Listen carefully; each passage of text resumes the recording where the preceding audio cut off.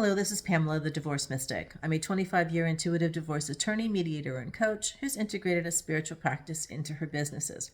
And today, I wanted to share a story with you, one that I believe will captivate your heart.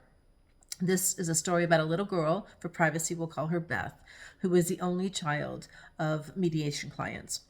And Beth got tired of hearing the word divorce. She got tired of hearing her parents fighting. She got tired of hearing doors slamming. She got tired of the shh, shh, shh every time she walked into the room. So one day at school, Beth asked her teacher, "What does divorce mean?" And of course, the teacher did the right thing and said, "You should ask your parents." So at the doctor's office, during a checkup, she asked the doctor, "What does divorce mean?"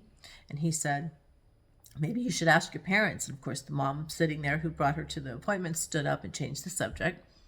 And later on that evening, Mom thought about it and she set a table for 3 instead of 2. And when the husband came home, Beth and her mother were sitting at the dinner table with an empty plate. And she called her husband over and said, "Why don't you join us?" And that hadn't happened in a long time. And so, of course, he's curious what's going on. And of course, Beth's looking at him like, "Are you coming? Are you coming?" All excited. So he makes his way to the table. He starts putting food on his plate. And Mom says, "Beth has something to ask us." And so Beth says, "What does divorce mean? Everybody's telling me I have to ask my parents. So go ahead. You guys need to explain it to me." So they did the typical thing that would be expected. And, we're going to have 2 households and it's not your fault. And mommy loves you, daddy loves you. And we're always going to be mommy, daddy. All the things that you would expect parents to talk about with their children when they're trying to explain divorce.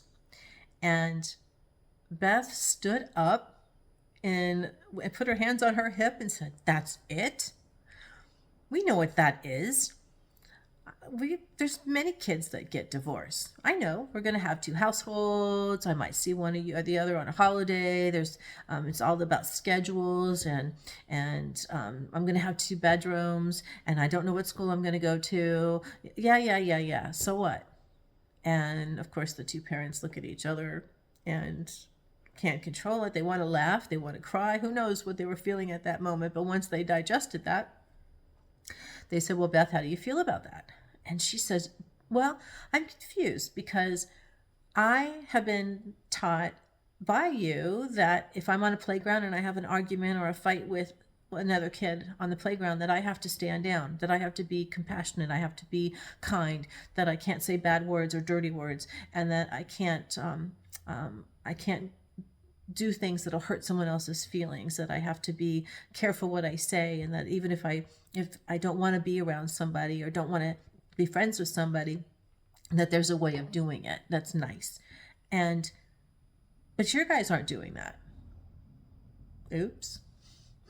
So they asked, "Is there more? Do you have more to share?" "Yes, I do have more to share because I see you guys fighting. I see every time I come in the room, you shut up. Every time I come in the room, no shh.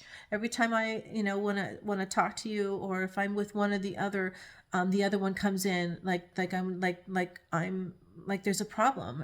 And I was able to spend time with mommy alone before, and I was able to spend time with daddy alone before. Now all of a sudden I can't spend time with either one of you without the other one feeling like there's something wrong." So the mom and dad both finally, sat down, exhausted by what they just heard, hearts a pounding, not knowing what to do next. What do you say to this 10-year-old child who has more wisdom than they do? They decided the end of the story is the mediation went smoothly. Things were negotiated with the priority being what is going to be in the best interest of the family. And what's interesting about this little girl, one of the things that she did say, which we still to this day, we would never know what she meant by it. But, it doesn't really matter. We are now and forevermore. So we can all put our own interpretation as to what this 10-year-old child meant. But for those on a spiritual path, it was that phrase that was the catalyst that took this divorce, even though it was a amicable mediation, it took it to the next level. And they recognize that, yeah, our family still is a family, and it is just in transition. And yeah, we do need to be compassionate and fair and kind, and we do need to put each other's feelings first. And just because we're on the playground here and we are, meaning the human life, we're on this playground here and we're not seeing eye to eye and we want to move on to wherever it is we're moving on to, doesn't mean that we have to leave with hatred. We can leave with peace and kindness. And because we do share this beautiful child, and there will be a relationship going forward in terms of co-parenting, it's in everybody's interest that we still honor our family as a family, just one that's in transition. So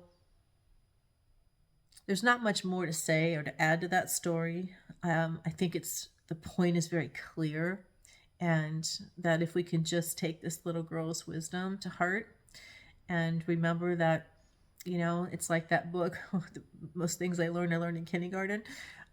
How cute is that? And I hope it helps you. I hope it helps you remember that your family is a family, even if it's in transition, and that you remember to do what's right for that family, for your family.